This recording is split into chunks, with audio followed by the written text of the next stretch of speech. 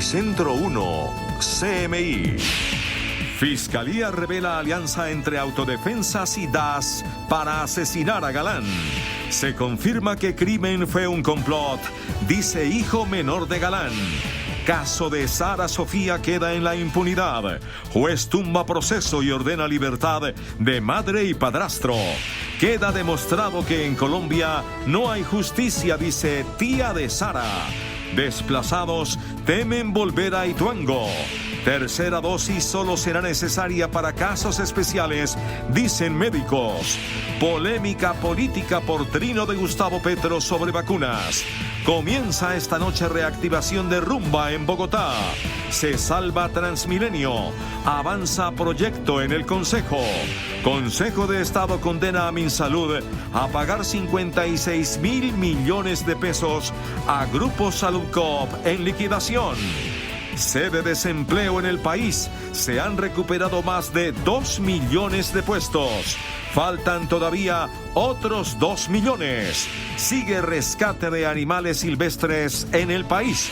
Justicia ordena a Trump revelar declaraciones de impuestos. 300 palestinos heridos en enfrentamientos. Ministra de Educación anuncia apertura de clases presenciales en Pregunta Yamir. Con Claudia Palacios y Margarita Ortega. Buenas noches. Varios exjefes de las desaparecidas Autodefensas Unidas de Colombia tendrán que responder por el magnicidio contra el candidato presidencial Luis Carlos Galán. Dentro de los llamados a comparecer están Ramiro Banoy Murillo, Ramón Izaza y Luis Eduardo Zuluaga. También tendrán que responder por 452 crímenes más ocurridos en 5 departamentos. Ramiro Banoy Murillo, alias Cuco Banoy, ex jefe máximo del bloque Mineros, y Ramón María Izaza, alias El Viejo, ex jefe de las Autodefensas Campesinas del Magdalena, y 4 ex jefes de las AUC tendrán que responder por 6 crímenes. Entre los delitos está el homicidio del ex candidato presidencial Luis Carlos Galán y 5 masacres, entre ellas la de La Rochela. La Fiscalía señala que estos ex jefes paramilitares tienen vínculos con varios delitos cometidos desde 1982 a 1994, en los cuales hubo 1.045 víctimas directas y 900 víctimas indirectas. La Dirección de Justicia Transicional documentó 452 hechos que se le atribuyen al citado grupo paramilitar relacionados con los delitos de homicidio, desaparición forzada, desplazamiento forzado, entre otros. Sobre el caso de Galán, la Fiscalía señala que hubo una alianza entre las AUC y el DAS para cometer el crimen. El homicidio se registró el 18 de agosto de 1989 en Soacha, Cundinamarca, y por este caso ya fue condenado el exdirector del DAS, Miguel Maza Márquez. Ahora la Fiscalía busca judicializar y condenar a los jefes paramilitares que participaron en el ataque. Ha evidenciado que el asesinato fue producto de un complot en el que participaron los narcotraficantes, miembros de la clase política colombiana, agentes del Estado y grupos paramilitares. Esta decisión apunta precisamente a ese cuarto grupo. Es un paso adelante, además, en el esclarecimiento de muchos otros crímenes que cometieron estas estructuras paramilitares en el Magdalena Medio.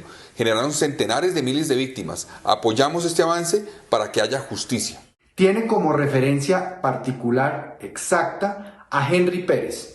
Su grupo de sicarios fueron los asesinos materiales de mi padre, Luis Carlos Galán, hace 32 años. El ente investigador advierte que los exjefes paramilitares deben aceptar estos hechos o perderían su libertad condicional.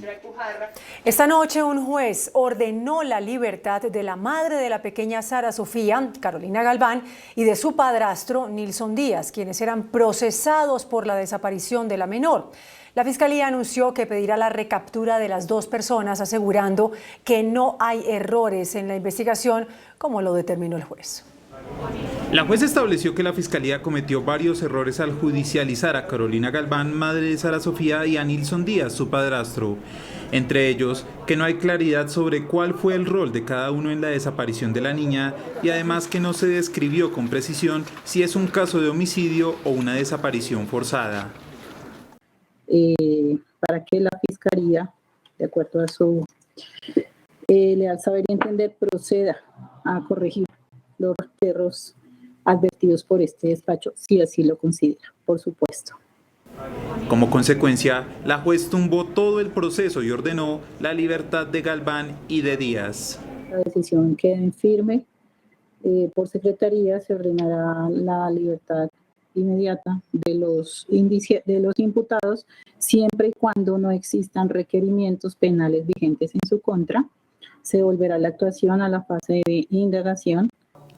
Desde el 28 de enero se desconoce el paradero de la menor. Sin embargo, en diligencias de interrogatorio, Carolina Galván y Nilson Díaz han mencionado que la niña falleció y que su cuerpo fue arrojado al río Tunjuelito. Sin embargo, sus declaraciones han sido contradictorias y se han culpado mutuamente por la muerte. Las exigencias que se reclaman para que haya una debida imputación, y por vía de una buena imputación y por vía de una debida acusación, pues un debido juicio y un reclamo verdadero de justicia y de no impunidad. La Fiscalía decidió que no apelará la decisión y en las próximas horas buscaría hacer una audiencia para volver a judicializarlos. Por el momento, tanto Galván como Díaz saldrán de la cárcel. Xiomara Galván, tía de Sara Sofía, quien denunció la desaparición de la niña, dijo que con la decisión de dejar libres a la madre y al padrastro de Sara Sofía, el caso quedará en la impunidad. Xiomara Galván fue quien denunció la desaparición de Sara Sofía en enero de este año, luego de que su hermana Carolina Galván se llevara a la niña. Xiomara era quien tenía la custodia de la menor. No tengo a mi Sarita, o sea, no tengo a Sara, no sabemos qué pasó con Sara, y 6 meses después y esperando las pruebas que la Fiscalía decía tener. Cuando inició el proceso a los 2 meses, el general Vargas salió diciendo que el caso ya prácticamente estaba resuelto para ellos porque tenían videos, tenían de todo, y pues uno confiando que se va a hacer justicia, y hoy 6 meses después salen diciendo de que los dejan libres porque no hicieron nada. Porque no se hizo nada. La denunciante dice que teme por su vida, pues dice que Nilson Díaz podría tomar represalias. No sé qué reacción vaya a tomar ese tipo. Ahora, ¿qué lo detiene? Si sus hijos se los quitó el ICBF, que de pronto podía ser un obstáculo. Ahora, ¿qué lo detiene? Lo más probable es que él sale de allá y se pierde. O hasta me hará algo a mí. Galván anuncia que tomará medidas para que los implicados sean detenidos nuevamente. La vicepresidenta Marta Lucía Ramírez pidió al gobierno haitiano garantías para los exmilitares detenidos en la isla y que están vinculados presuntamente con el magnicidio del presidente Jovenel Moïse. A través de una carta enviada al embajador de Haití en Colombia, Jean-Marie Exil, la canciller Marta Lucía Ramírez le exige al gobierno de ese país un mejor trato para los 18 colombianos presos presuntamente implicados en el magnicidio del presidente haitiano Jovenel Moïse. Exhortó al gobierno de Haití a cumplir los tratados internacionales en materia de derechos humanos. Su gobierno tiene la obligación moral y legal de proteger a los detenidos que están bajo su jurisdicción, asegura la misiva. El pedido se da tras la visita de una delegación consular de Colombia a Puerto Príncipe, en la que se comprobó la falta de asistencia jurídica para los presos y la falta de atención médica para algunos de ellos que resultaron heridos durante la detención. La vicepresidenta y canciller Marta Lucía Ramírez también le pide al gobierno haitiano que permita que el embajador de Colombia en República Dominicana, Daniel Cabrales, pueda visitar a los presos por lo menos 2 veces por semana. Y por su parte, la Comisión de la Defensoría del Pueblo, que viajó a Haití, logró hablar con los 18 exmilitares colombianos detenidos en la isla, quienes manifestaron que no han recibido asistencia judicial y advirtieron que sienten temor por sus vidas. Con intermediación de la OEA, los funcionarios de la Defensoría del Pueblo lograron el primer contacto con los militares retirados colombianos que están detenidos en Haití. Pudimos hablar con todos los 18 colombianos que fueron pasando en grupos de 2 personas. Analizamos el estado de su salud física y mental. Revisamos las condiciones de detención en las que se encuentran. Los detenidos no han sido presentados ante una autoridad judicial y tampoco tienen un abogado. Se les indagó sobre algunos elementos clave del proceso que actualmente se lleva contra ellos. Y lo más importante, cada uno de los 18 detenidos pudo, bajo la autorización del gobierno haitiano, escribir una carta para cada uno de sus familiares. La Defensoría también está verificando la situación de otros colombianos que viven en Haití y que no tienen nada que ver con los detenidos ni con el atentado, pero han sido víctimas de malos tratos por su nacionalidad. En Ituango, Antioquia, los campesinos que se vieron forzados a desplazarse a otras zonas por amenazas de grupos armados ilegales temen volver a sus viviendas y piden garantías de seguridad para retornar. Los líderes campesinos que permanecen desplazados en el municipio de Ituango, Antioquia, expresaron que no retornarán a sus parcelas, pues no sienten suficientes garantías de seguridad. Pedirles, exigir a los entes que les corresponden como Cruz Roja Internacional, Defensoría del Pueblo, estas entidades que son neutrales, para que ellos aporten y ayuden a tener una comunicación más directa con estos señores grupos armados a los cuales existen en el territorio de Ituango. El temor de regresar a la vereda es que todavía no nos han dado orden de regresar y también que de pronto nos pase algo, que nos haga algo a alguno de los de las comunidades. Los labriegos piden que se haga presente en la zona la ONU o la Cruz Roja Internacional.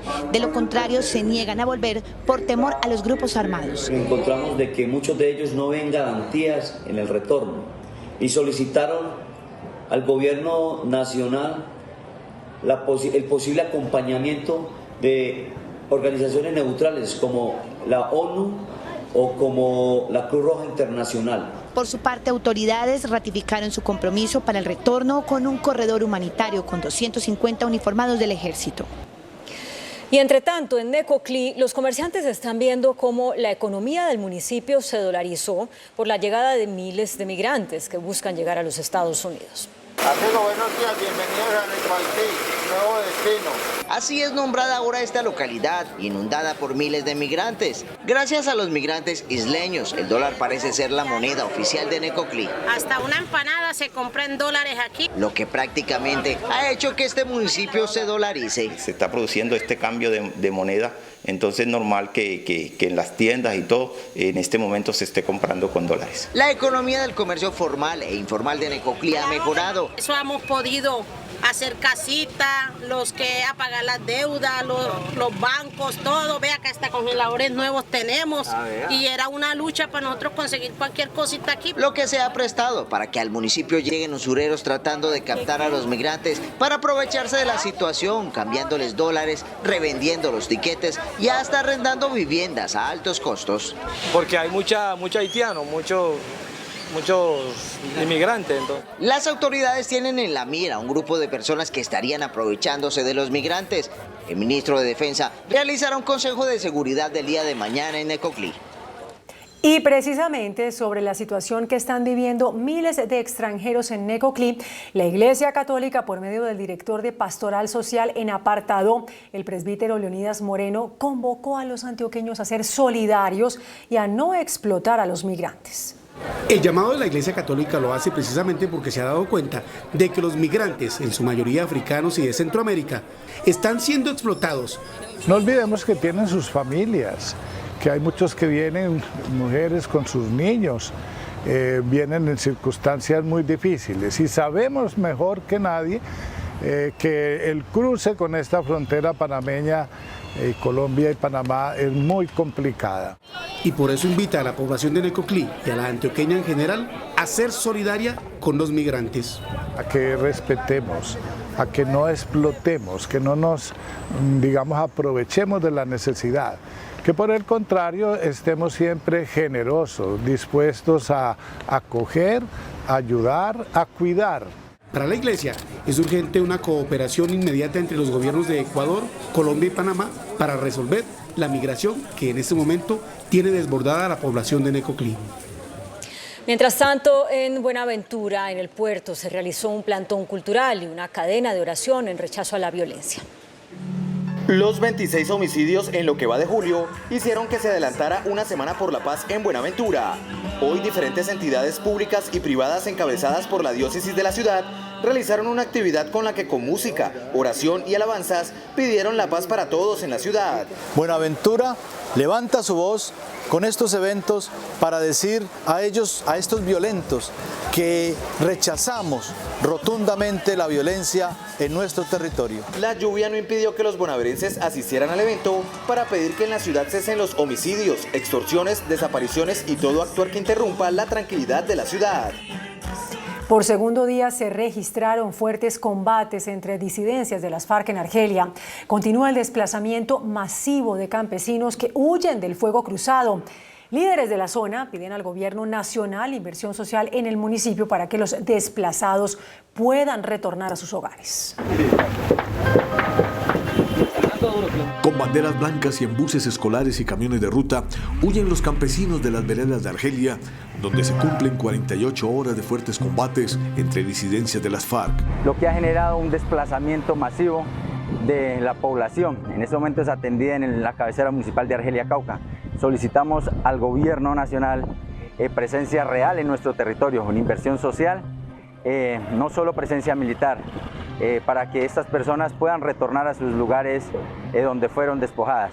Las imágenes grabadas por los propios campesinos que huyen demuestran la crisis humanitaria que se vive en la región. Centenares de campesinos que huyeron de la vereda El Encanto, la playa y el cabullo del corregimiento del Sinaí lograron llegar hasta la cabecera municipal de Argelia, donde ahora resguardan sus vidas a la espera de poder regresar a sus tierras.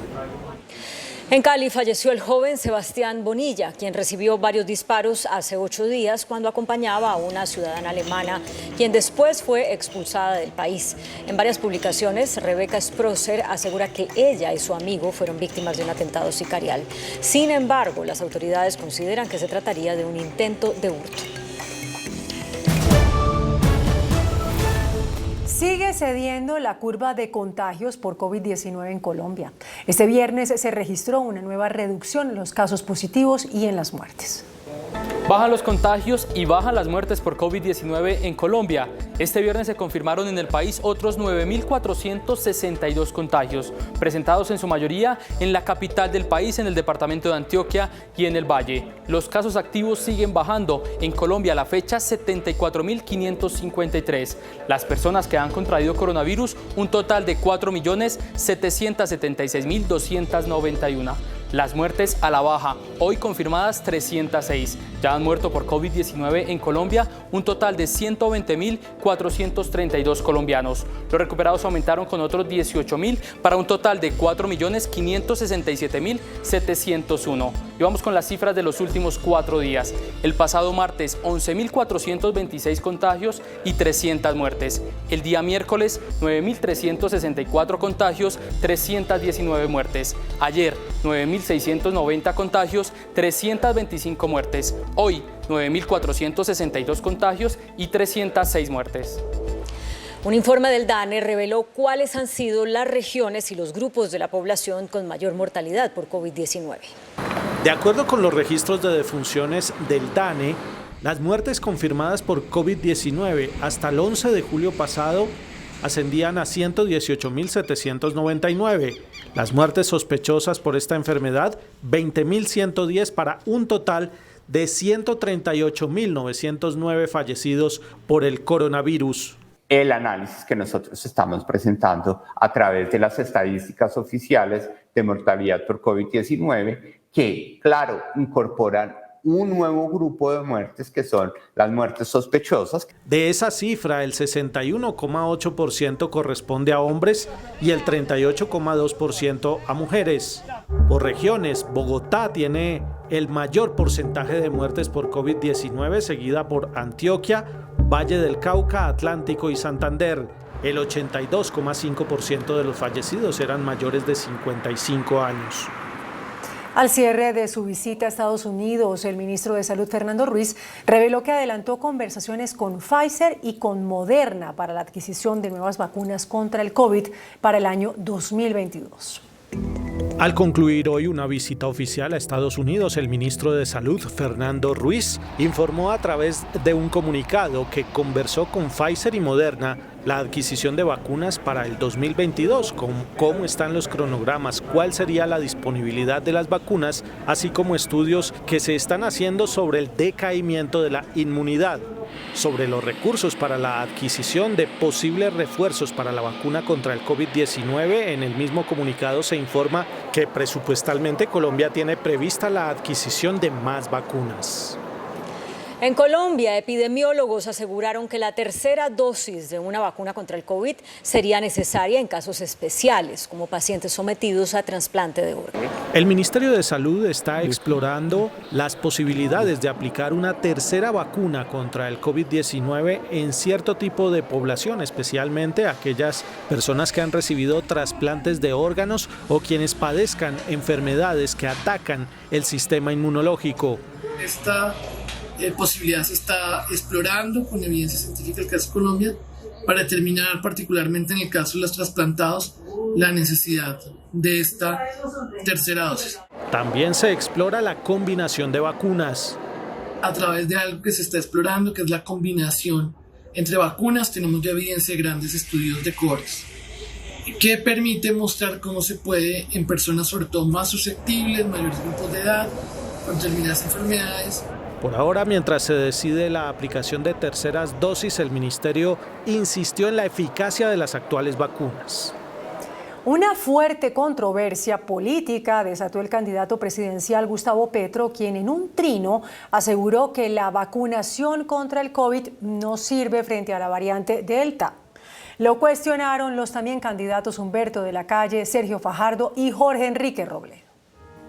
Irresponsable, incendiario y populista son algunos de los calificativos que ha recibido el senador y candidato presidencial Gustavo Petro, quien publicó en Twitter una afirmación que sacudió el panorama político y generó rechazo en su contra.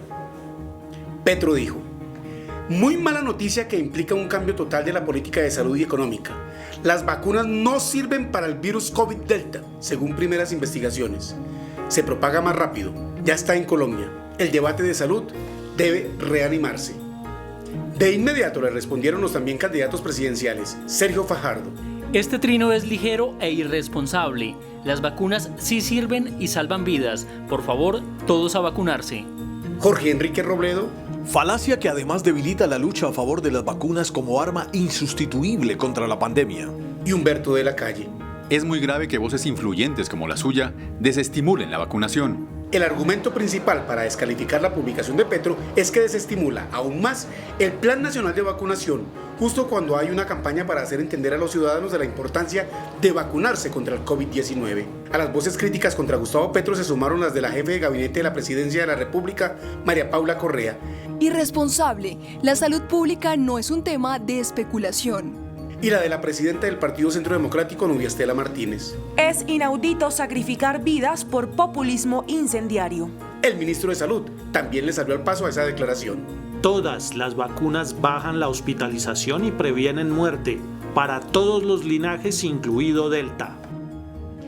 El presidente Iván Duque reaccionó a las afirmaciones del senador Gustavo Petro. Dijo que pretende sembrar más caos para catapultar sus intereses políticos y aseguró que continuará la vacunación masiva en el país.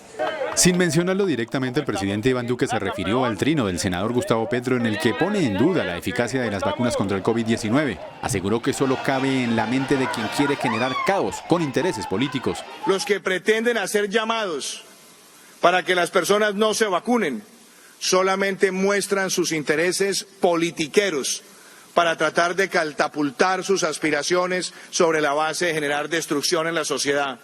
Y Colombia no se va a dejar llevar a esos sentimientos. El presidente Iván Duque dijo que esos politiqueros pretenden generar destrucción con argumentos falsos. Por eso tenemos todos que rechazar aquellos llamados a generar incertidumbre o dudas con respecto a la vacunación. La Organización Mundial de la Salud lo ha dicho. La vacunación es fundamental. El primer mandatario reiteró que la vacunación va a continuar y muy pronto llegaremos a los 27 millones de vacunados. Estamos próximos a llegar a 27 millones de vacunados. Y lo más importante que tiene hoy la lucha contra el COVID-19 es la vacunación masiva, que además es gratuita. Y todos debemos aplicar a ella. El jefe de Estado dijo finalmente que la vacunación acelerará la reactivación económica del país. Continúa la toma a la Secretaría de Salud de Bogotá por parte de miembros de la Junta Directiva de la Asociación Distrital de Educadores, quienes denuncian contagios en por lo menos 100 colegios públicos. 34 horas completa el Sindicato de Docentes de Bogotá en la toma de la Secretaría de Educación. Nos obligó la Secretaría de Educación a no atender los oficios, a no atender las reclamaciones de una reunión para defender la vida, nos obliga a tomarnos pacíficamente la Secretaría de Educación. Los maestros insisten en revisar la presencialidad ante los contagios de COVID-19 en 100 colegios oficiales. No hay testeo, no hay cerco epidemiológico, no hay cuarentenas. Uno de los colegios en alerta es el General Santander de la localidad de Engativá. Un total de 185 muestras A la noche de ayer nosotros teníamos 21 casos confirmados en ese colegio, casos positivos. Nosotros tenemos 44 colegios en los que estamos generando unas medidas preventivas como aislamiento de curso, de grupo, de jornada. La Secretaría de Educación rechazó la toma y asegura que se están cumpliendo los protocolos de bioseguridad en los colegios públicos. Por orden del Consejo de Estado, el Ministerio de Salud deberá pagar 56.000 millones de pesos al grupo Saludcop en liquidación.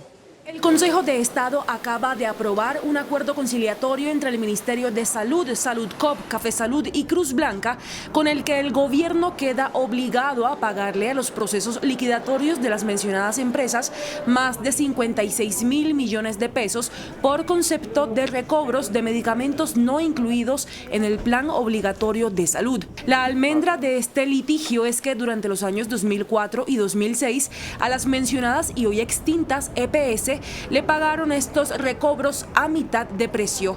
El grupo Saludcop había demandado una resolución de 2004 que establecía que el Estado solo debía pagarles el 50% de lo que costaran los medicamentos que ellos le suministraran a sus usuarios y que no estuvieran incluidos en el POS. Dicha norma fue derogada en 2006, pero 10 años después, el Consejo de Estado condenó en abstracto al Ministerio de Salud mientras se efectuaba el cálculo por los más de 34.000 medicamentos que les pagaron mal.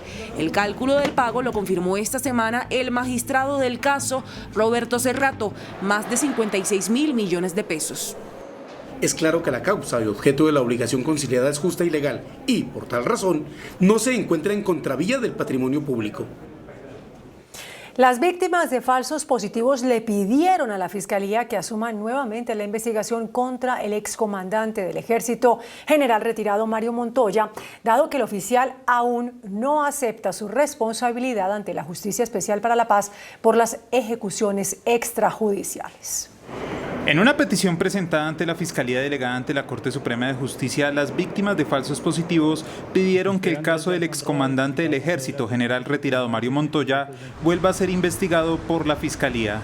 Para que llame a imputación de cargos al general retirado Mario Montoya Uribe por su participación en el fenómeno macrocriminal de las ejecuciones extrajudiciales. Los abogados de las víctimas basan su decisión en una resolución de la Fiscalía que señala que pese a que los hechos sean investigados por la Justicia Especial para la Paz, el ente acusador aún puede investigar estos crímenes. Montoya ha señalado como uno de los principales promotores de esta práctica, sin embargo, el oficial ha negado reiteradamente su participación en los falsos positivos. Última hora, Noticentro 1, CMI. Atención, hace minutos se registró un ataque al esquema de seguridad del alcalde de Soacha, Juan Carlos Saldarriaga, en la comuna 6 de esa población.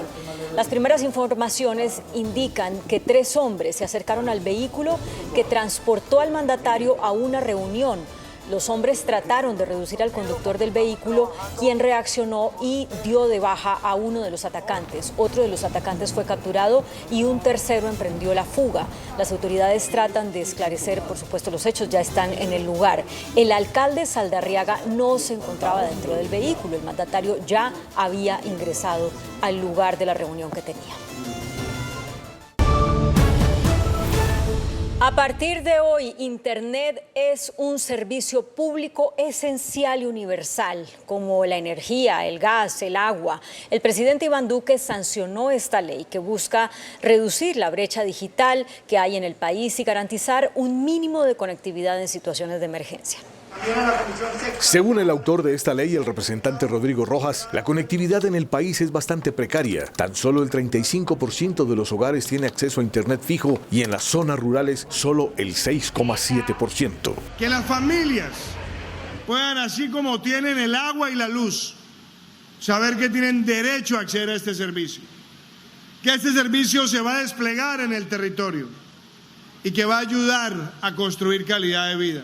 La ley permite la reducción y simplificación de trámites para el despliegue de la infraestructura de comunicaciones en las diferentes regiones del país. Logramos que los operadores presten un servicio eficiente y permanente, pero además que en estados de excepción o de emergencia sanitaria como lo que hemos enfrentado en los últimos meses, haya un mínimo de navegabilidad y de mensajes de texto gratuitos para los usuarios. La ministra Karen Abudinem dijo que hoy es un día histórico para el país. Para llegar a ese 70% de conectividad en todas las regiones del país. Y al hablar de brecha digital para el ingeniero Rafael González, lo más importante es romper la brecha socioeconómica. No es una sola brecha, sino que son varias. Hay brecha entre lo urbano y lo rural, hay brecha entre los adultos mayores y los jóvenes. Realmente lo que hay es una brecha socioeconómica, y esa brecha socioeconómica se manifiesta en lo digital. La ley garantiza el derecho efectivo de acceso a la Internet, además que en estados de excepción y emergencia sanitaria como la actual pandemia exista un mínimo de navegabilidad.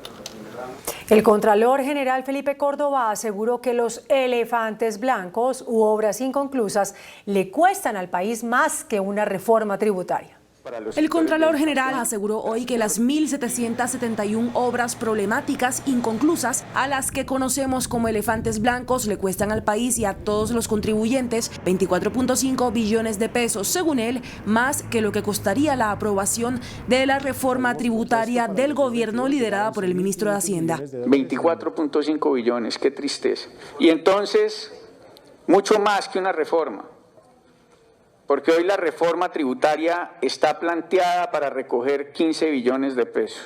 La Contraloría asegura que actualmente hay 1.070 proyectos detenidos que cuestan 6.7 billones de pesos y que se han emitido 419 alertas para preservar obras por 38 billones de pesos. Y trabajar con una meta clara: la reactivación de 635 obras sin concluir y la puesta al servicio de 435 ya terminadas, pero que no están funcionando. En la conmemoración del Día Internacional de la Lucha contra la Trata de Personas, el presidente Iván Duque advirtió que los inmuebles que sean usados para esa práctica se les aplicará la extinción de dominio.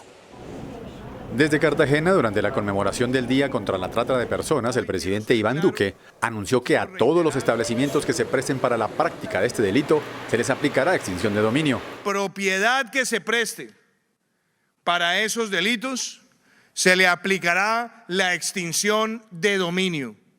No vamos a permitir un solo inmueble en Colombia que se preste para ese tipo de abusos. Y quedan notificados los proxenetas. El jefe de Estado dijo que no se permitirá el turismo sexual. El primer mandatario lideró el lanzamiento de la campaña Cero Complicidad con la Trata, que busca terminar con este flagelo en el país. Precisamente las autoridades propinaron un golpe a las redes de trata de personas en Colombia.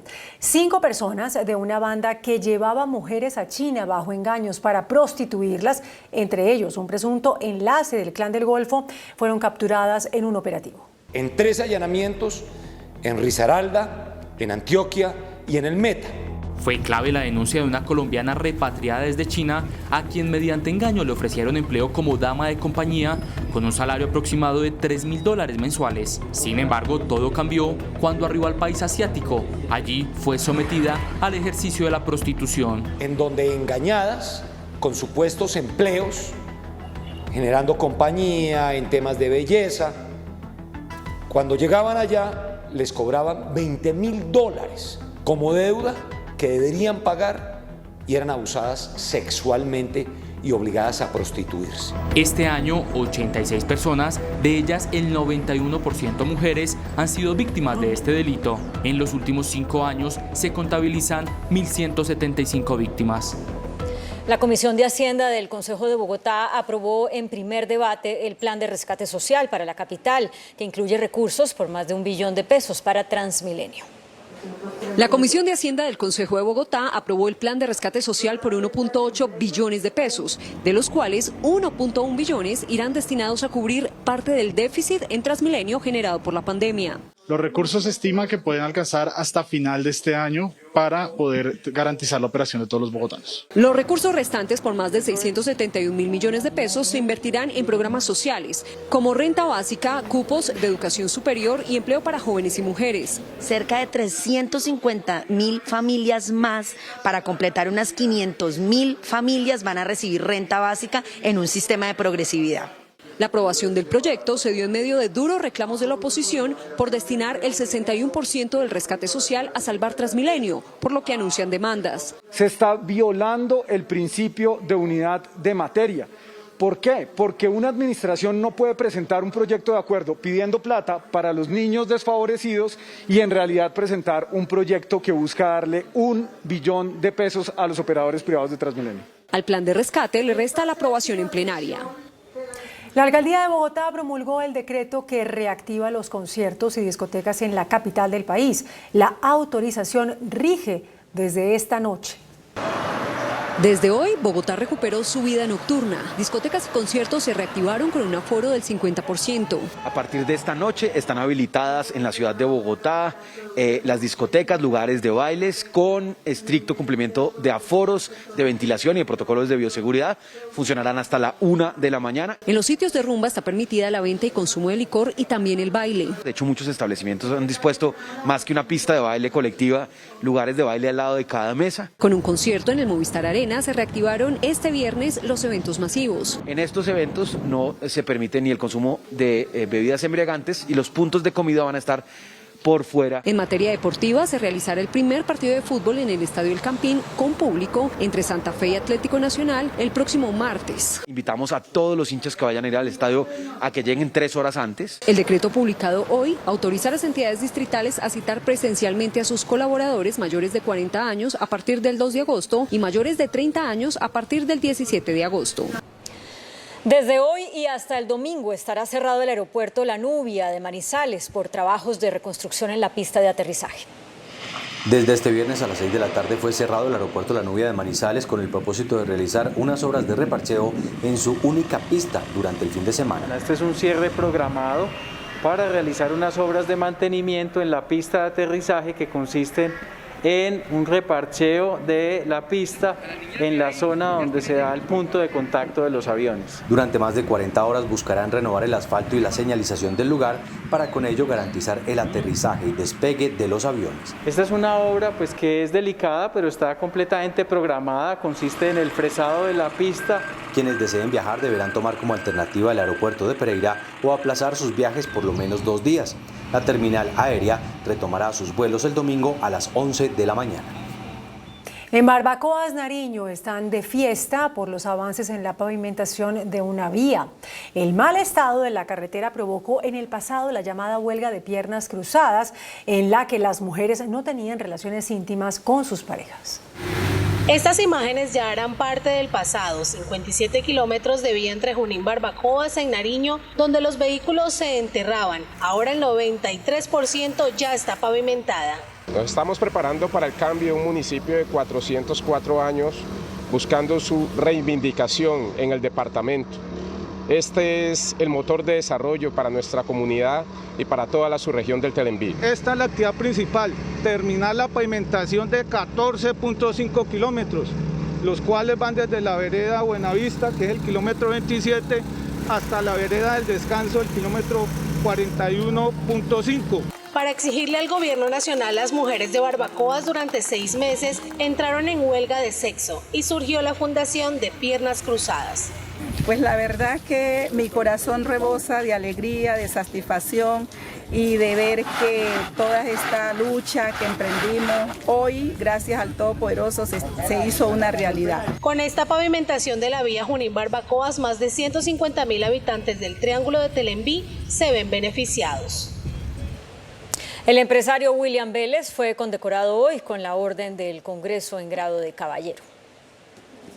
En una emotiva ceremonia, el reconocido empresario antioqueño William Vélez Sierra recibió la distinción al mérito caballero por parte del Congreso de la República, representado por la senadora Paola Holguín y el representante de la Cámara Juan Espinal, para reconocer su destacada trayectoria creando empresa y generando empleo a más de 16.000 personas. Este reconocimiento para mí ha sido una de las cosas más importantes que he tenido en la vida, ya que sabiendo que era el Senado de la República la base del Estado.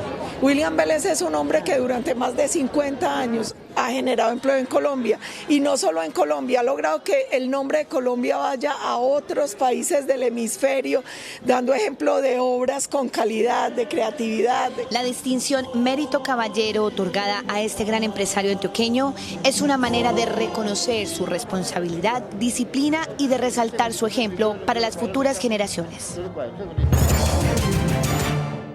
Cede el desempleo en Colombia. Al cierre de junio, según el DANE, se habían recuperado 2 millones de empleos de los perdidos por los bloqueos y la pandemia. Todavía falta recuperar otros 2 millones de puestos de trabajo. La tasa nacional de desempleo fue de 14,4%, menor al 19,8% que se había registrado en junio del año 2020, de acuerdo con el reporte de mercado laboral del DANE. Este ha sido el comportamiento del desempleo en Colombia durante los últimos meses. Mientras en enero iniciaba con 17,3%, tuvo una caída en los meses de febrero, marzo. En abril se estabilizó en 15,1% y en mayo subió a 15,6%, para finalizar en el mes de junio un semestre con una tasa de 14,4%. Estamos viendo en esta señal un ajuste importante en el mes de junio frente a casi la parálisis en términos de corrección que generó el paro nacional en la disminución de la tasa de desempleo en el mes de mayo. Para el gobierno, esta reducción del desempleo refleja la eficacia de algunas medidas. Todas las medidas que ha tomado el gobierno nacional, reactivación económica segura, reactivación del empleo, están dando resultados. El total de desempleados en Colombia a junio del 2021 sumaba 3.471.000 personas y en las 13 principales ciudades hay 2 millones de personas sin trabajo. Las ciudades con más alta tasa de desocupación fueron Quibdó, Cali, Cúcuta, Armenia, Popayán e Ibagué. Como veíamos, según el DANE, Quibdó fue la ciudad con el desempleo más alto al cierre de junio y Cartagena la que menos desempleados reporta. En los últimos 3 meses, Quibdó llegó a una tasa del 21,9% del desempleo, lo que la ubicó en el primer lugar de las ciudades con el mayor número de personas desempleadas en Colombia, superando a ciudades como Cali, Cartagena y Cúcuta. La falta de oportunidades laborales en la capital chocuana es notable y esta problemática se agudizó con el desalojo de más de 40 vendedores estacionarios de diferentes espacios públicos, quienes al momento llevan 2 días sin lugar de trabajo, esperando a que la administración municipal logre reubicarlos. Quibdó hoy es un barco a la deriva, no tiene ni políticas públicas claras para generar empleo ni planes de choque en medio de esta pandemia, en medio de la crisis más grande de la humanidad. Tratamos de hablar con algún funcionario de la alcaldía de Quibdó para conocer las estrategias que permitan generar empleos, pero no fue posible. Según las últimas cifras del DANE, Cartagena es la ciudad con menor desempleo en el país con el 11%. Actualmente la capital de Bolívar tiene una población en edad de trabajar de 837.000 personas. Vemos como un hecho positivo que se viene disminuyendo de manera significativa el número de desocupados que hay en la ciudad. Sede Trabajo además explica que el desempleo entre abril y junio estaba afectando a 52.000 personas. Sin embargo, para el mismo periodo del año anterior, el número de desempleados ascendía a 78.000 cartageneros. Por su parte, el presidente de FENALCO, Jaime Alberto Cabal, indicó que en el comercio organizado se recuperaron 480.000 empleos. La reducción del desempleo reportada por el DANE se reflejó en el sector del comercio. Según el presidente de FENALCO, Jaime Alberto Cabal, se han logrado recuperar cifras importantes de puestos de trabajo en ese sector que se habían perdido cuando inició la pandemia. Hay una recuperación muy importante del empleo, del número de empleados, especialmente el comercio, de cerca de 480.000 puestos de trabajo, pero todavía tenemos un rezago frente al año 2019. El dirigente gremial advirtió que para consolidar la recuperación del empleo en el sector del comercio es fundamental no volver a paralizar la economía como sucedió durante las pasadas protestas. El Banco de la República mantuvo en 1,75% las tasas de interés y elevó la proyección de crecimiento de la economía para este año al 7,5%. El Banco de la República que en julio había pronosticado un crecimiento económico de 6,5% para este año 2021 en Colombia, aumentó esa proyección a 7,5%, teniendo en cuenta que la reactivación de la economía va por buen camino. El espacio para mantener la magnitud actual de estímulo monetario se está reduciendo. Eso no significa, sin embargo, que se vaya a acabar el espacio. El Banco de la República, sin embargo, advierte que subsisten riesgos económicos en caso de que se presente una cuarta ola del COVID-19. La Junta Directiva del Banco de la República hoy mantuvo inalterada la tasa de interés en 1,75%, con una votación de 5 a favor y 2 en contra. Juan Armando Rojas, Noticentro 1 CMI. El ministro de Hacienda, José Manuel Restrepo, explicó cómo serán usados los recursos de educación y salud, que son los mayores rubros del presupuesto de 2022. Los recursos del presupuesto general para 2022 tendrán como prioridad la financiación de los sectores sociales y de desarrollo. La educación, con 49 billones de pesos, seguido de salud con 41 billones, tendrá la mayor participación. Defensa tendrá similar monto, además la inclusión y política social tendrá más de 21 billones de pesos. Trabajo también suma recursos importantes. El monto total del presupuesto para 2022 será de 350.4 billones de pesos. Estos sectores crecen en tasas muy importantes en su presupuesto. Todo el sector de la salud está creciendo al 11% y el sector del trabajo al 32%. Esto responde a atender el impacto de esta pandemia, pero también a la población migrante de Colombia, a ese compromiso en materia social con esa población migrante venezolana. El funcionario garantizó las fuentes de financiamiento a través de los ingresos corrientes por 168 billones de pesos. Las rentas propias y la venta de ISA serán clave para la entrada de más recursos. El desafío de atender a los más vulnerables, el desafío del crecimiento y la reactivación y el desafío de lograr sostenibilidad de las finanzas públicas. De la operación de ISA se esperan 14 billones de pesos en el escenario más conservador. El ministro de Minas y Energía, Diego Mesa, anunció el suministro de nuevo gas para vehículos, el cual será menos contaminante y de bajo costo. Este viernes se puso en marcha el suministro de gas licuado de petróleo para vehículos, el cual se denomina AutoGLP. El combustible, que tiene baja emisión de partículas contaminantes, mayor rendimiento y bajo costo, es una de las apuestas de Colombia en su propósito de agilizar la transformación energética. Este energético tiene un precio que es muy competitivo, que tiene además un rendimiento también muy competitivo comparado con los combustibles líquidos. La red inicial será en Cartagena, donde ya se dio apertura en estaciones de Terpel, además de Bogotá y Medellín. Seguimos con la transición energética, con la diversificación de la matriz, no solamente eléctrica, sino también de los energéticos para mover a Colombia. Los propietarios tendrán que adaptar sus vehículos para recibir AutoGLP. El índice de capitalización de la bolsa, que mide el comportamiento de las 20 principales acciones, cerró a la baja. El índice selectivo MSCI Colcap de la Bolsa de Valores de Colombia bajó 0,73% a 1.236 puntos. La acción preferencial de Avianca fue la que más subió, con una valorización de 6,08% a 259 pesos con 90 centavos.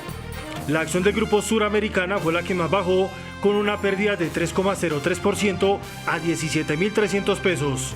La acción más negociada de la jornada fue la de Ecopetrol, al movilizar más de 11.000 millones de pesos, con una variación negativa de 0,49% a 2.633 pesos. La Superintendencia de Industria y Comercio formuló cargos a los constructores del edificio Acuarela de Cartagena por presunto incumplimiento en la calidad y en la seguridad de la obra. El pliego de cargos de la superintendencia se adelanta en contra de las empresas Sociedad Plano Constructivo SAS, Colcivil S.A. y Promotora Calle 47 SAS por fallas de calidad y vulnera los derechos de los consumidores en el edificio Acuarela de Cartagena. Que estas potencialmente se encuentran vulnerando los derechos de los consumidores, sobre todo los que tienen que ver con el artículo 6 de la Ley 1480 del 2011. Para ello hemos recabado información de diferentes autoridades, entre ellas la Procuraduría, la Alcaldía de Cartagena, el Ministerio de Cultura y la Agencia de Defensa Jurídica del Estado. El funcionario señaló que se adelanta otras investigaciones. parte, la superintendencia también revisará si una de las empresas a las que se formuló pliego de cargos, promotora Calle 47 SAS, potencialmente se encuentra induciendo error a los consumidores. A través de un comunicado, promotora Calle 47 SAS señaló que no ha sido notificada y que estará presta a responder a los señalamientos de la superintendencia. El dólar cerró al alza. Indicadores económicos en Noticentro 1 CMI. La tasa representativa del mercado que regirá hasta el próximo lunes será de 3.867 pesos con 88 centavos. Los profesionales del cambio compran la divisa en promedio entre 1.740 pesos y la venden entre 1.780 pesos. Un euro cuesta 4.603 pesos con 50 centavos. La libra de café en Nueva York se cotizó a $1.79. El azúcar se transó en 17,93 centavos de dólar la libra. El barril de petróleo WTI se cotizó en $73.72. La referencia Brent para Colombia se cotizó en $75.14. Una acción de Ecopetrol cuesta 2.633 pesos. Hoy se conmemoró el Día Nacional de la Vida Silvestre y la Corporación Autónoma Regional de Cundinamarca dio a conocer que este año han sido rescatados 368 animales de diferentes especies para su rehabilitación. Durante la conmemoración nacional de la vida silvestre, la Corporación Autónoma Regional de Cundinamarca reveló la alarmante cifra de animales rescatados este año. En lo corrido este año hemos atendido 368 animales, pero en promedio en los 3 últimos años hemos atendido unos 800 animales. Algunos ciudadanos se oponen a darle libertad a los indefensos animales, obligándolos a estar en espacios cerrados y no en su hábitat natural. Desafortunadamente son las especies que más apetece la comunidad. Entonces, en ese caso, el primer punto tenemos las aves. Todas las aves que la gente quiere tener en sus casas, que la quieren sacar de su hábitat natural, son las que obviamente esos traficantes la llevan. Asimismo, tenemos algunos felinos, tenemos tortugas, por ejemplo, que la gente quiere tener como mascota, pero todo eso es a lo que le estamos haciendo frente, pero la responsabilidad siempre es en ustedes, porque en su casa no se sienten como en nuestra casa. La ley 1333 establece como proceso de tenencia ilegal de fauna silvestre un proceso sancionatorio a cargo de la autoridad ambiental. El proceso incluye una multa que establece la entidad, según la especie y la cantidad. El maltrato animal también está en el Código Penal, por lo que también sería sancionada la persona que cometa este delito. En los cerros orientales, humedales, ríos, quebradas, bosques, reservas y parques de montaña, entre otros espacios naturales de Bogotá, existe una gran variedad de vida silvestre. Más de 600 especies de flora y 200 de fauna habitan en estos ecosistemas. 9 de la noche, 1 minuto, iniciamos nuestra segunda hora de información en Noticentro 1 CMI. Los Centros para el Control y la Prevención de Enfermedades de Estados Unidos aseguran que la variante Delta del coronavirus es tan contagiosa como la varicela y advierten que la vacuna contra el COVID es útil para evitar que las personas mueran o se agraven en caso de resultar positivas. Diarios estadounidenses difundieron un documento interno de los Centros para el Control y la Prevención de Enfermedades, en donde aseguran que la variante Delta del coronavirus es tan contagiosa como la varicela y podría causar una enfermedad más grave que todas las demás versiones conocidas del virus. Es más probable que esta mutación supere las protecciones que brindan las vacunas. Sin embargo, las cifras de los CDC indican que los biológicos son altamente efectivos para prevenir enfermedades graves, hospitalizaciones e incluso la muerte. De acuerdo con el informe, Delta es más transmisible que los virus que causan el ébola, el resfriado común, la gripe estacional y la viruela, y es tan o más contagiosa que la varicela. Las personas que cuentan con la vacunación completa y se contagian pueden transmitir la enfermedad al mismo ritmo que los no vacunados. Aseguran que la mutación de la India produce una cantidad de virus 1000 veces superior con respecto al virus original. En términos de contagios, una persona puede pasar la enfermedad en promedio a 8 o 9. En la versión original del virus apenas eran 2 personas. Francia, la nación que reporta un incremento en las hospitalizaciones de personas no vacunadas contra el COVID, volverá a imponer el uso del tapabocas en lugares turísticos.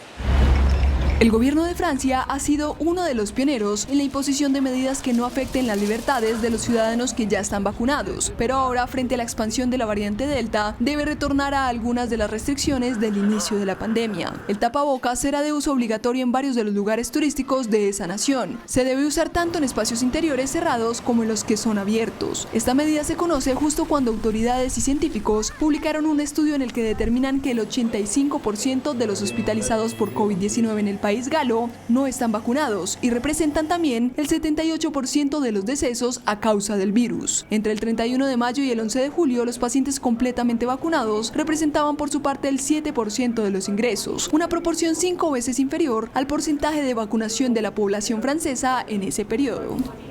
Entre tanto, Alemania exigirá varios requisitos a las personas que quieran ingresar a su territorio. A partir de este fin de semana, todos los viajeros deben demostrar que están inmunizados contra el COVID-19, ya sea por vacuna o infección previa, o tendrán que presentar un resultado negativo en las pruebas. Las medidas se adoptaron ante el aumento de casos positivos y por la posibilidad de que el turismo atribuya a aumentar o coayude a aumentar una cuarta oleada de contagios. El expresidente de Estados Unidos, Donald Trump, tendrá que presentar sus declaraciones de impuestos ante un comité de la Cámara de Representantes. Además, hoy se conocieron varios documentos que confirman la presión que ejerció el exmandatario contra el fiscal general para sembrar dudas sobre las elecciones del 2020. Después de las elecciones que perdió ante Joe Biden en noviembre de 2020, el entonces presidente Donald Trump habría presionado al Departamento de Justicia para que declarara a favor de sus afirmaciones de que el proceso electoral había sido corrupto. El señalamiento era conocido. Ahora está respaldado por documentos oficiales del departamento obtenidos por el diario The New York Times, enviados al Comité de Supervisión de la Cámara de Representantes, que investiga los esfuerzos sin precedentes del entonces mandatario para revertir el resultado de la elección. Solo digan que la elección fue corrupta, el resto déjenmelo a mí y a los congresistas republicanos. Estas habrían sido las palabras del magnate durante una llamada el 27 de diciembre con el fiscal general encargado Jeffrey Rosen, con el fin de que el departamento cambiara su opinión de que no había habido problemas con el proceso y dejara sembrada la duda sobre la legitimidad del triunfo de Biden. Entre tanto, el Departamento del Tesoro recibió una orden de entregar al Congreso varias declaraciones de impuestos del expresidente Donald Trump, lo que acerca la posibilidad de que esos registros se hagan públicos. La Organización de Estados Americanos advirtió que la migración venezolana puede llegar a los 7 millones de personas en los próximos meses. Esto supondría la crisis de desterrados más grande en la historia, superando incluso la de Siria. Un informe difundido por la OEA para la crisis de migrantes y refugiados venezolanos advierte que de no haber una solución política, económica y social a corto plazo, se estima que podría haber más refugiados venezolanos que sirios.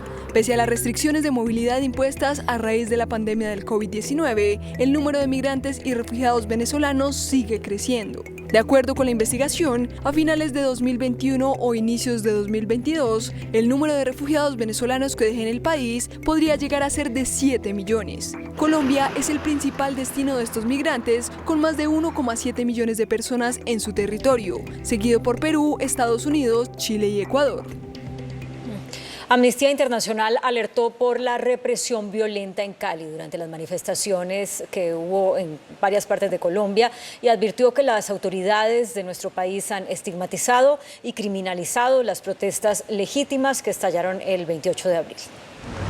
En el documento titulado Cali en el epicentro de la represión, la organización Amnistía Internacional evidenció el uso excesivo e ilegítimo de armas menos letales como gases lacrimógenos, detenciones ilegales y torturas contra las personas que se han manifestado en su mayoría pacíficamente en la ciudad de Cali a lo largo de los últimos meses. Después de revisar reportes y denuncias, la ONG considera que las violaciones de derechos humanos y crímenes de derecho internacional cometidos por miembros de la fuerza pública no son hechos aislados o esporádicos, sino que responden a un patrón de accionar violento destinado a infligir miedo y desincentivar la protesta pacífica. Amnistía Internacional considera que el uso del sistema Venom en contra de manifestantes pacíficos es una muestra de represión violenta de la protesta social que presenta una grave violación del derecho a la reunión pacífica y un riesgo para la vida e integridad de las personas. Además, según el informe, el envío del presidente Iván Duque de militares con más de 6 décadas de formación para responder al conflicto armado en las calles de centros urbanos, lejos de dar un mensaje de diálogo, avivó las protestas. En Perú, el presidente Pedro Castillo vive su primera crisis de gobierno. El nombramiento como primer ministro de un político homófobo y radical sin experiencia en gestión ha desatado una ola de críticas que ha dado pie a una disputa interna en su gabinete. Los mercados peruanos se sumieron hoy en la incertidumbre y la moneda local se hundía a su mínimo histórico, luego de que el presidente de izquierda Pedro Castillo nombrara a Guido Bellido, un militante radical de su partido marxista, para dirigir un gabinete que ya fue juramentado, pero que aún no tiene un ministro de Economía. Bellido, considerado de izquierda y homofóbico, se cree que es la cuota del dueño de su partido Perú Libre, Vladimir Cerrón, pero a la vez es un hombre que terminó por alejar a los integrantes más moderados. Incluso llevó a que no se posesionaran 2 ministros, incluyendo al de Economía Pedro Frank, quien era una figura de tranquilidad para los mercados y empresarios. Esta decisión de Castillo generó un intenso debate sobre el rumbo que tomará su gobierno, pues el partido Perú Libre puede convertirse en un foco de presión para que impulse reformas de izquierda más radicales. Casi 300 palestinos heridos dejaron los enfrentamientos con soldados israelíes en el norte de Cisjordania, donde los habitantes se movilizaron contra la instalación de una colonia israelí. Cisjordania, un enclave palestino ocupado por Israel desde 1967 y donde 470.000 israelíes viven en colonias consideradas ilegales por el derecho internacional, es desde mayo pasado escenario de habituales enfrentamientos entre soldados israelíes y palestinos. Los disturbios más importantes tuvieron lugar al norte del enclave, donde los habitantes se han manifestado reiteradamente contra la instalación de una nueva colonia y en la última jornada dejó casi 3 centenares de heridos. La mayoría de los palestinos resultaron afectados por la inhalación de gas lacrimógeno, aunque 50 de ellos sufrieron heridas por balas de goma y 7 por balas reales, mientras enfrentamientos similares dejaron al menos 2 jóvenes muertos esta semana. La Guardia Civil Española detuvo a 10 personas de varias nacionalidades vinculadas con la explotación sexual de una treintena de mujeres sudamericanas. En la operación fueron liberadas 5 mujeres colombianas, venezolanas y dominicanas, quienes eran forzadas a prostituirse y que estaban encerradas y eran obligadas a consumir cocaína.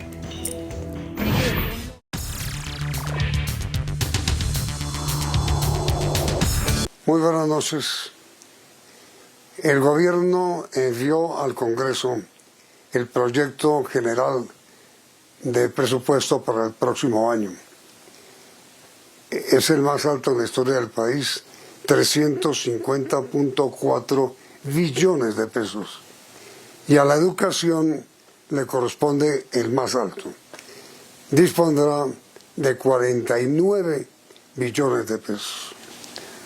Por eso, nuestra invitada es la señora ministra de Educación, la doctora María Victoria Angulo, para preguntarle primero qué debe esperar el país, señora ministra, de la ejecución de estos 49 billones que le adjudicará el Congreso a la Educación.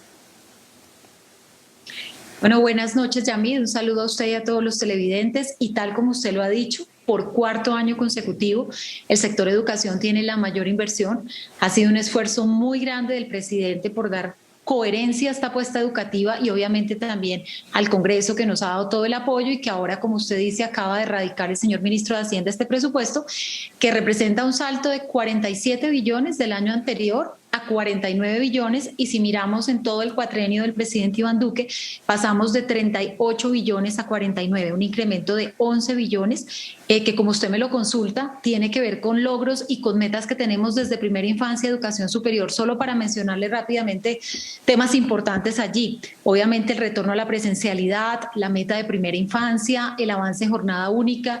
Ahora más que nunca son muy importantes los mejoramientos rurales, lograr entregar todas estas obras de infraestructura que complementan este ejercicio de retorno, programa de alimentación escolar que duplica los recursos, la doble titulación que esperamos llegar a 650.000 jóvenes y todos los programas de educación superior donde obviamente me imagino que los televidentes y todos están muy pendientes de hacer realidad la matrícula cero. Ya el proyecto incluye los recursos y usted sabe, Yamid, que además también está radicado en el Congreso el proyecto de inversión social que hace política pública la matrícula cero. Ahora mire, señora ministra, las condiciones sanitarias de los colegios públicos en Colombia son buenas en las grandes ciudades, pero muy deficientes en el sector rural. ¿Qué hace, señora ministra, para atender este punto?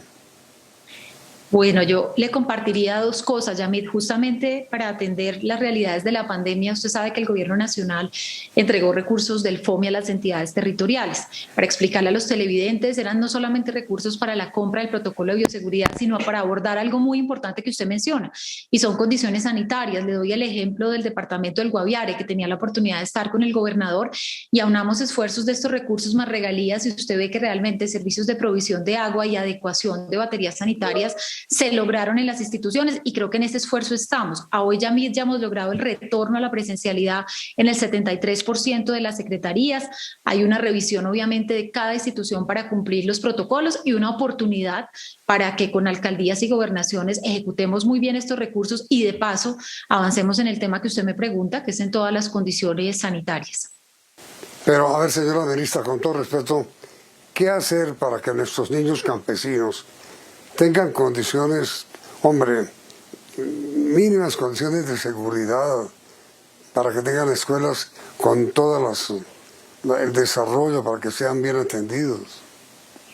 Dos líneas de acción, Yamid, como le respondí en la pregunta anterior, los recursos del FOME nos han servido para poder cambiar, mejorar, complementar baterías sanitarias, justamente para la ruralidad, servicio de provisión de agua, y sabiendo que además esto debe reforzarse, vamos a terminar este año casi 700 mejoramientos rurales que tienen que ver con los temas que usted menciona, entregados a cada una de las instituciones educativas, y además estamos justamente en una nueva convocatoria de mejoramientos rurales. Aplicaron todos los departamentos, municipios del país, y esa línea de trabajo va a complementar lo que hicimos con el FOME, con recursos de las gobernaciones y también con recursos de regalías.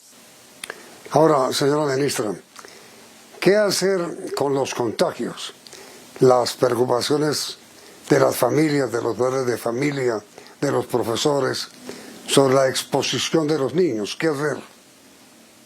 Bueno, yo le haría dos reflexiones, Yamid. Primero, que cada Secretaría de Educación y cada colegio está aplicando muy detallado el protocolo que definió el Ministerio de Salud, que permite no solamente detectar a tiempo, dar la información del caso, tomar las medidas con las secretarías de salud respectivas, sino también hacer mucho trabajo de prevención, de información respecto al uso de los protocolos y a mantener todas las normas de cuidado y autocuidado, y además testeo que se pueda hacer en las instituciones educativas. Esa combinación de esas tres herramientas están allí justamente para cuidar el entorno educativo, Yamid, y hacer otra reflexión dado que usted me pregunta. Recordemos que el COVID es una enfermedad que se puede contraer en cualquier espacio, como lo ha dicho la OMS, es decir, no podemos asociar solamente que el entorno educativo sea el que genera el contagio, todo lo contrario.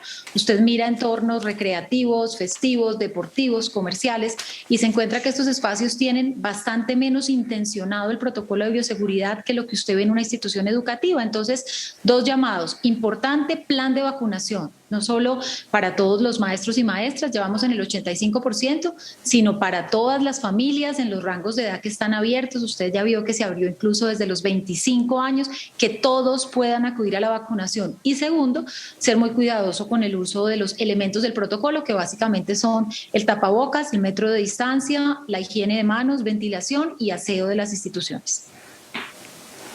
Ahora, señora ministra, supongo que usted conoce bien el informe que divulgó ayer la UNICEF en el sentido de que en el mundo entero es prioritario, absolutamente prioritario, que los niños vayan a estudiar a pesar de la pandemia. Totalmente, Yamid. El informe de UNICEF es muy pertinente. Teníamos uno hace 15 días de UNESCO, UNICEF y Banco Mundial, y en todos usted encuentra que en esta pandemia es prioritario, y como lo dice la directora general de UNESCO, que los colegios sean lo primero en abrir y lo último en cerrar, ejemplificando esta frase que todos los alcaldes y gobernadores se tienen que ocupar de garantizar los protocolos de bioseguridad y que todos los niños retornen. La afectación por estar fuera del sistema educativo o estar en procesos de educación en casa ha sido muy grande, no solamente académica, sino emocional. Entonces, el llamado de UNICEF reitera el llamado que hacemos permanentemente en todas las regiones y la invitación que hacemos a los padres de familia a entender la importancia del retorno.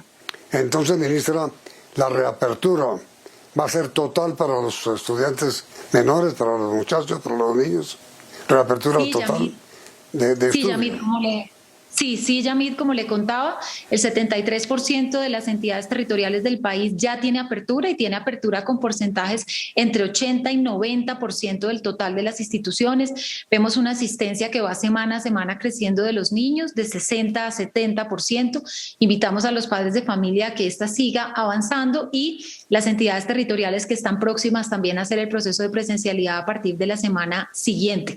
Recordemos que justamente vamos aperturando, dando las garantías de que estas instituciones tengan las condiciones y vienen invirtiendo también recursos las gobernaciones, las alcaldías por terminar de ajustar o hacer las adecuaciones que hagan falta en las instituciones educativas. Y estamos ya próximos al 100% de vacunación del sector docente, ministra. Sí, Yamid, recordemos que hace más de 11 semanas se abrió la vacunación masiva. Previamente se había hecho la vacunación de 60 a 70 años de los maestros. En 11 semanas, en todo el territorio nacional ha tenido dispuestos los biológicos de primera y segunda dosis. Según nuestras estadísticas, vamos en más del 85% de los maestros y maestras. La invitación a todos, a quienes aún no han acudido, a que lo hagan.